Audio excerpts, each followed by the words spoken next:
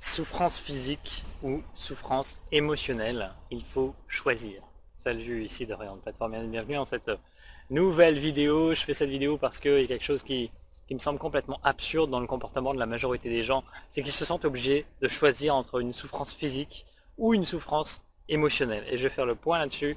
Et l'idée c'est que non, vous n'avez pas besoin de choisir, vous pouvez simplement choisir ce qu'on appelle le lâcher-prise ou la liberté, ou voilà, ce qui vous permet de vous détacher de tout ça et non plus de souffrir encore et encore. En fait, ce qui se passe, c'est que alors la plupart des gens choisissent la souffrance physique.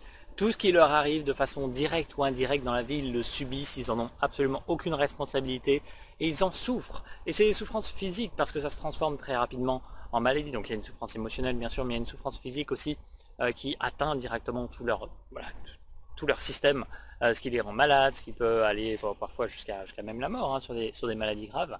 L'idée c'est de se déconditionner de ça, et la plupart des gens justement qui sont dans un processus spirituel ou d'une démarche comme ça de développement personnel, et bien se détachent de cette souffrance physique peu à peu parce qu'elles prennent la responsabilité. Par contre, ce qui peut se passer, c'est qu'il y a une vraie souffrance émotionnelle qui se met en place. Pourquoi? Parce que d'un coup on sent qu'on a la responsabilité, mais on n'a pas pris conscience encore que l'esprit était dominé la matière et qu'on avait ce pouvoir créateur à chaque instant. Ce qui fait que par exemple, je prends conscience que manger tel aliment c'est pas bon pour ma santé, et plutôt que de le transformer ou de l'alchimiser, de le mettre dans une bonne énergie, de mettre dans cet état d'esprit qui va faire en sorte que je puisse ingérer cet aliment sans qu'il me nuise, eh bien je vais me faire tout un monde de merde, je suis en train de manger un aliment qui n'est pas bon pour moi, et en fait j'amplifie le truc d'une, cellulairement je le rends plus nocif, énergétiquement aussi, et en plus je me fais du tort émotionnel parce que je nourris des pensées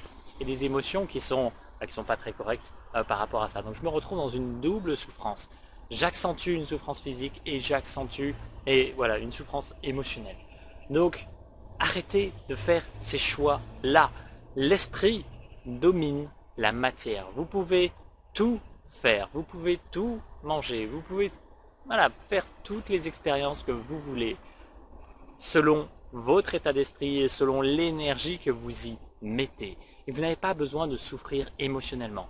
C'est comme ces personnes qui sont dans une quête de vérité et qui du coup s'intéressent à tout ce qui se passe sur Terre, voilà, les dessous de la scène, on va dire, ce qui se passe derrière les médias, derrière les systèmes politiques, financiers, et qui finalement pètent un câble littéralement et se retrouvent à être dans une haine permanente du système, d'aller à contre-courant, et en fait ils nourrissent littéralement tout ça. Donc eux, ils sont pollués, c'est-à-dire qu'ils se sentent mal dans leur vie parce que voilà, ils ont l'impression d'être dans un monde de fous, et c'est un petit peu vrai, mais ils accentuent ça en étant dans cet état d'esprit qui est clairement négatif et qui les plombe émotionnellement, donc forcément physiquement derrière aussi.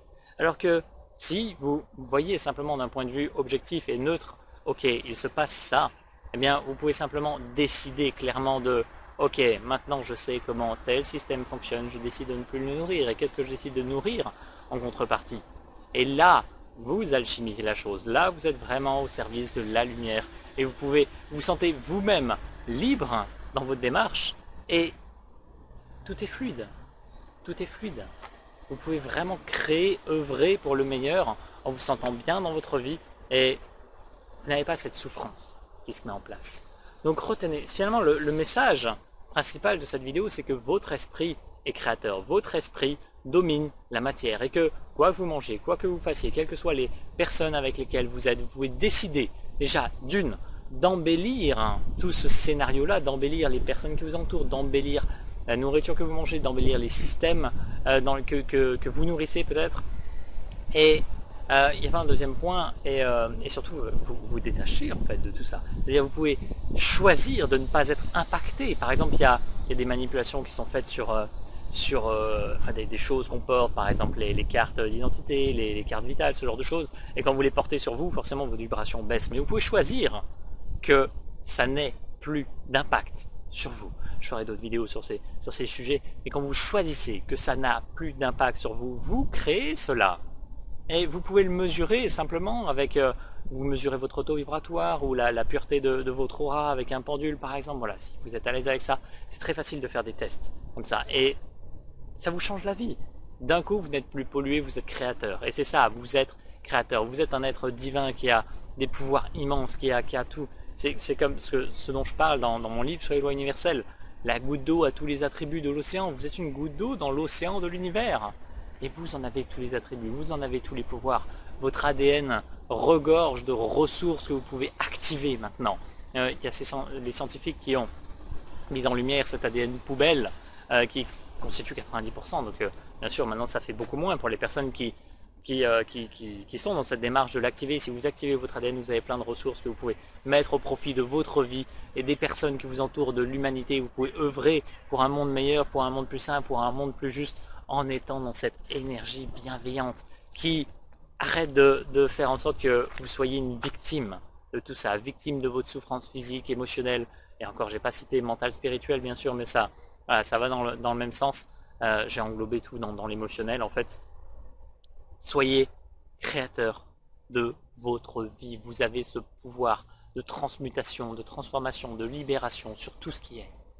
Vous avez ce pouvoir. Ne vous négligez pas, ne soyez pas dans cette petitesse avant d'avoir exprimé votre grandeur. C'est la loi de l'humilité qui veut ça.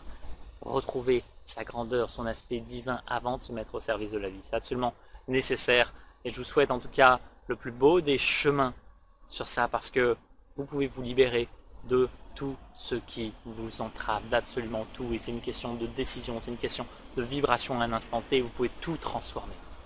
J'espère que ça vous inspire. Vivez la plus belle des journées. Je vous retrouve très bientôt. Bye.